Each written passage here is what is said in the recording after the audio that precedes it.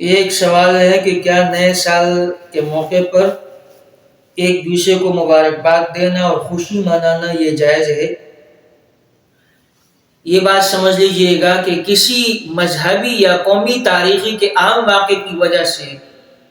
اس دن کو خوشی منانا اور بطور یادگار اس دن کو منانا، محافل کا انعقاد کرنا یا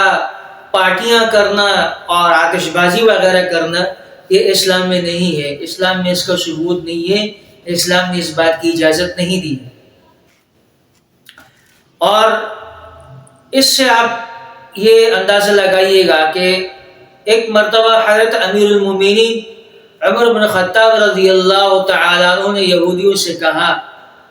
کہ اگر کسی دن کو بطور یادگار منانے کا کوئی جواز ہوتا اور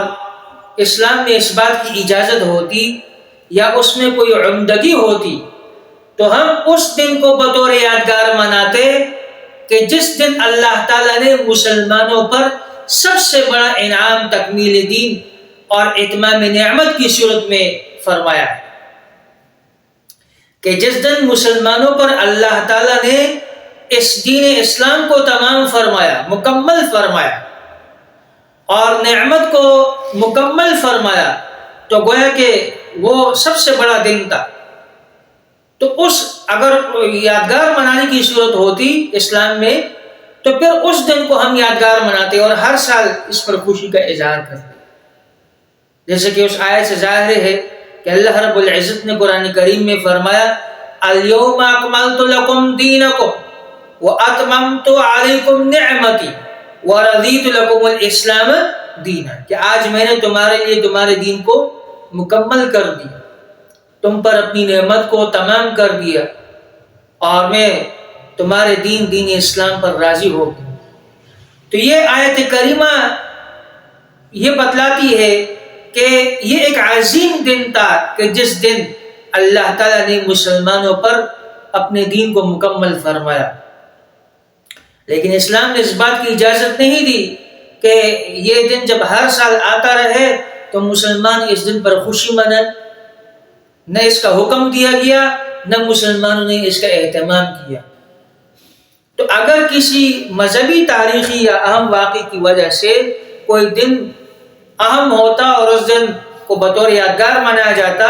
تو یہ دن تو سب سے زیادہ افضل ہے مسلمانوں کے ہاں، کہ جس دن اللہ تعالیٰ نے مسلمانوں پر اپنے دین اسلام کو مکمل فرمایا۔ تو جب اتنے بڑے دینی اور روحانی انعام پر بطور یادگار اسے منانے کا حکم نہیں ہے شریعت مطہرہ کے اندر، تو دوسرے انعامات پر یادگار منانے کی اجازت کیسے ہو سکتی ہے؟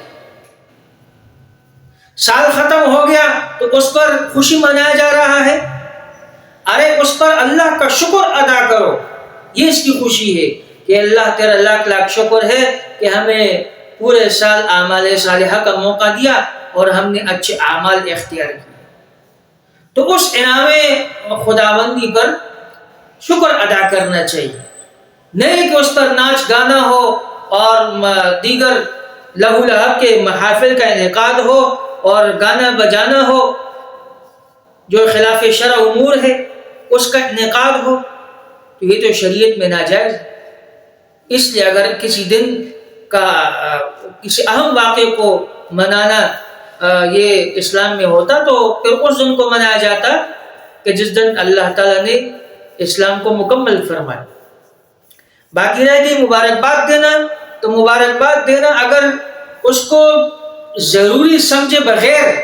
اگر ایک دوسرے کو مبارکباد دی جائے تو اس کی گنجائش ہے، دے سکتے ہیں، لیکن اگر اس کو ضروری سمجھا جاتا ہے کہ نہیں وہی سال